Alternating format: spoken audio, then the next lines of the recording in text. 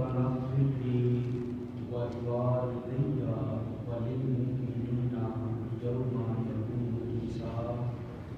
صدق الله العظيم. إن الله وملائكته يصلون على النبي يا أيها الذين آمنوا صلوا عليه وسلموا تسليما. بڑی بات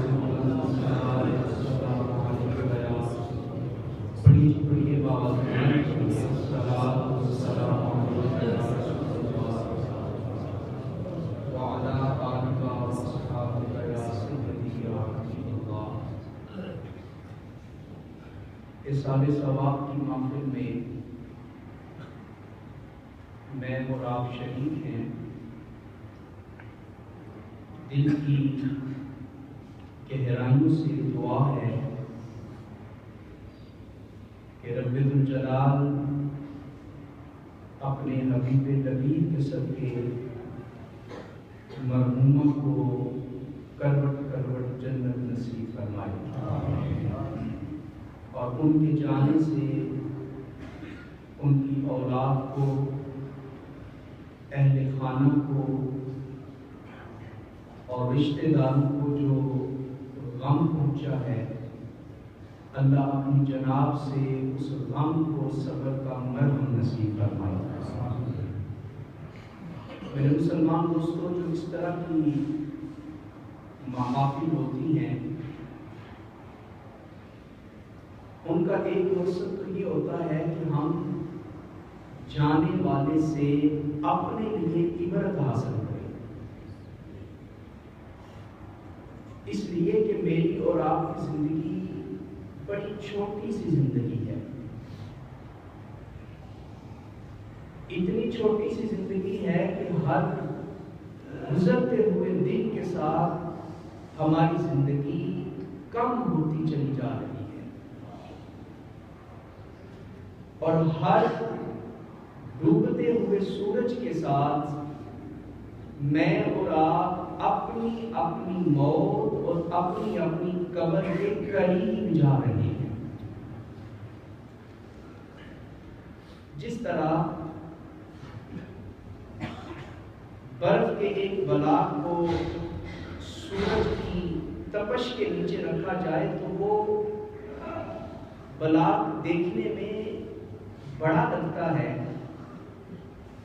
لیکن سورج کی تپش جب اس پہ پڑتی ہے تو وہ قطرہ قطرہ کر کے میلٹ ہوتا ہے، وہ پگھلتا ہے، حتیٰ کہ ایک وقت وہ بھی آتا ہے کہ جب اس کا وجود ختم ہو جاتا ہے.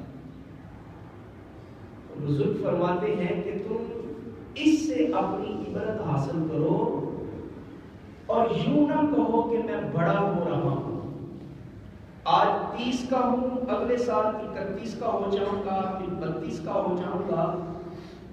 یہ نہ کہو کہ میں بڑا ہو رہا ہوں، میری عمر زیادہ ہو رہی ہے. تم اگر تصویر کا دوسرا رخ دیکھو تو تمہیں حقیقت یہ پتہ چلے گی کہ تم بڑے نہیں ہو رہے، اور بھلے انسان تیری زندگی کے دن ہر ڈوبتے ہوئے سورج کے ساتھ کم ہوتے چلے جا رہے ہیں. اور بزرگ فرماتے ہیں کہ جو عقل مند آدمی ہوتا ہے وہ ایک ایک چیز سے اپنے لیے سبق حاصل کرتا ہے. مثال کے طور پہ صبح کا سویرا پھوٹتا ہے، فجر طلوع ہوتی ہے تو دن کی پیدائش ہوتی ہے، دن کی ولادت ہوتی ہے، دن کا آغاز ہوتا ہے. جب ظہر کا وقت ہو جائے تو دن اپنے جوبن پہ ہوتا ہے، دن اپنے عروج کے اوپر پہنچا ہوتا ہے. اور جب دن اور ڈھلتا ہے اور عصر کے وقت پہ آتا ہے تو پھر آپ کہتے ہیں کہ اب دن بوڑھا ہو چکا ہے. اور پھر دیکھتے ہی دیکھتے سورج غروب ہو جاتا ہے تو آپ کہتے ہیں کہ جس طرح سورج نکلا تھا تو دن کی پیدائش ہوئی تھی، اب سورج غروب ہوا ہے تو دن کو وفات ہو گئی ہے، دن گزر گیا ہے.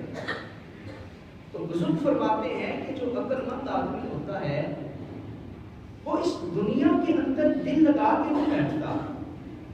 اور یہ دنیا بڑی عجیب دنیا ہے، رنگ برنگی دنیا ہے، خوبصورت دنیا ہے، اور ہم اس دنیا میں دل لگا کے اس طرح بیٹھے ہیں کہ جس طرح ہم نے یہاں ہمیشہ کے لیے بیٹھے رہنا ہے۔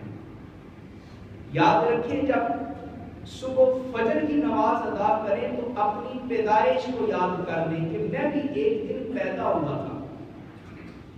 جب ظہر پڑھنے کے لیے آئیں تو حضرات آپ اپنی جوانی کو یاد کر لیں کہ جس طرح ظہر کے وقت دن اپنی جوانی پہ، شباب پہ اور عروج پہ ہوتا ہے، اسی طرح میں بھی اپنی جوانی کے اوپر قائم ہوں۔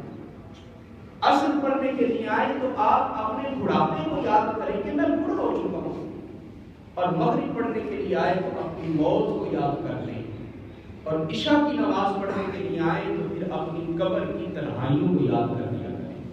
یہی ہماری زندگی ہے۔ حضرت موسیٰ کلیم اللہ علیہ السلام کے پاس جب ملک الموت روح قبض کرنے کے لیے آیا تو اللہ کے نبی نے فرمایا، اے اسرائیل، تو بتا کے تو آیا کر، بتائے بغیر بھی آ جاتا ہے۔ اگر تو آنے سے پہلے اپنے آنے کی خبر دے دے، کوئی میسنجر بھیج دے، کوئی پیغام دینے والا بھیج دے، کوئی کاسن بھیج دے تو لوگ تیاری تو کر لیں موت کی، تو بتا کے کیوں نہیں آتا؟ سنیے گا حضرت موسیٰ کے اس سوال کے اوپر ملک الموت اسرائیل کیا جواب دیتا ہے۔ وہ کہتا ہے، یا نبی اللہ، میں بتا کے آتا ہوں، میں اپنے آنے کی خبر دیتا ہوں۔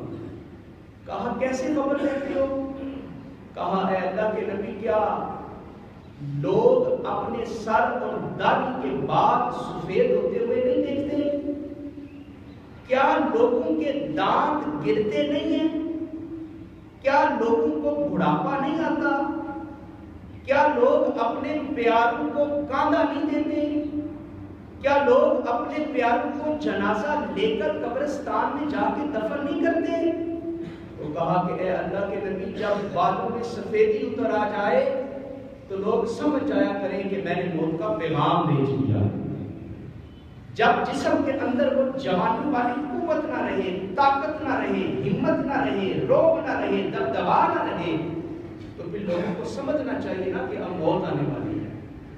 اور جب بڑھاپا آ جائے، جسم کبڑا ہو جائے اور وہ تنی ہوئی گردن سلامت نہ رہے، اور لوگ اپنے ہی باپ کو، اپنے ہی بیٹے کو، اپنے ہی بھانجے کو، اپنے ہی بھتیجے کو غسل دے کر دفن کرنے لگے، تو یہی میرا پیغمبر ہے، یہی میرا قاصد ہے۔ مجھے سمجھنا چاہیے کہ آج جس طرح میں اپنے پیارے کو غسل دے رہا ہوں، عنقریب وہ وقت آنے والا ہے کہ لوگ مجھے بھی اسی طرح لکڑی کے پھٹے پہ لٹا کے غسل دیں گے، اور میں اتنا مجبور ہو جاؤں گا کہ لوگ میرے بدن پہ پہنے ہوئے کپڑے بھی کینچی کے ساتھ کاٹ کے علیحدہ کریں گے۔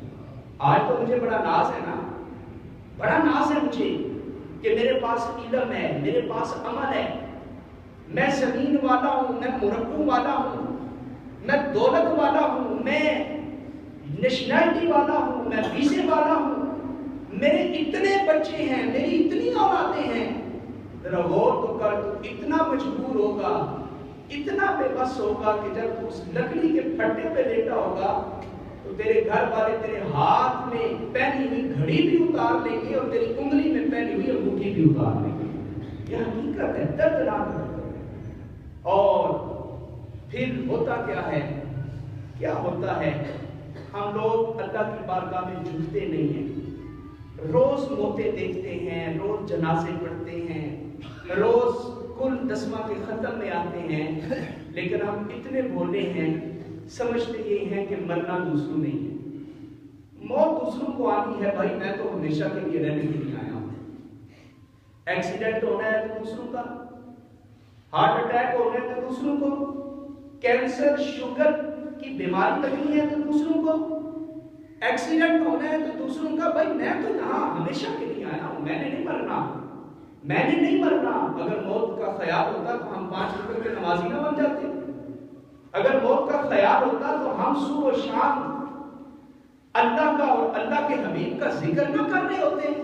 ہم سمجھتے ہیں کہ موت مجھے نہیں آنی، لیکن یاد رکھیں رب کا قرآن کہتا ہے، کیا کہتا ہے؟ رب کہتا ہے کل نفس ذائقۃ الموت. سارے پڑھیں ذرا، کل نفس ذائقۃ الموت. مجھے بتائیں میرا اور آپ کا بھی نفس ہے کہ نہیں؟ اللہ نے مجھے اور آپ کو بھی جان عطا کی ہے کہ نہیں؟ اور رب نے تو قرآن میں فرمایا ہے، قرآن میں کہا ہے کہ رب نے کہ ہم نے جس کو نفس عطا کیا ہے، ہم نے جس کو جان عطا کی ہے، وہ جان لے کہ ان قریب اس کے اوپر بھی موت کا کوڑا برسنے والا ہے. اینما تکونوا یدرککم الموت ولو کنتم فی بروج مشیدہ. فرمایا تم جہاں پہ بھی ہوگے نا تمہیں موت آ جائے گی، تم جہاں پہ بھی ہوگے تمہیں موت آ جائے گی. اور جب موت آتی ہے ہم اپنے پلان، اپنے منصوبے آگے پیچھے کر سکتے ہیں. جو دن رکھا ہو شادی کا، ختم کا، اس میں تقدیم و تاخیر یعنی آگے پیچھے اس کو کر سکتے ہیں.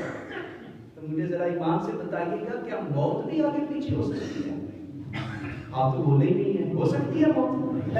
آپ بھی تھوڑے لوگ بولے ہیں موت آگے پیچھے ہو سکتی ہے؟ نہیں. پڑھو رب کا قرآن. رب کہتا ہے اذا جاء اجلهم لا يستأخرون ولا يستقدمون. لوگوں جب تمہاری موت کا وقت آ جاتا ہے تو نہ وہ اپنے مقررہ وقت سے پہلے آتا ہے نہ بعد میں آتا ہے. جو ہم نے مقرر کیا ہوا ہے وہ وعدہ پورا ہو کے رہتا ہے.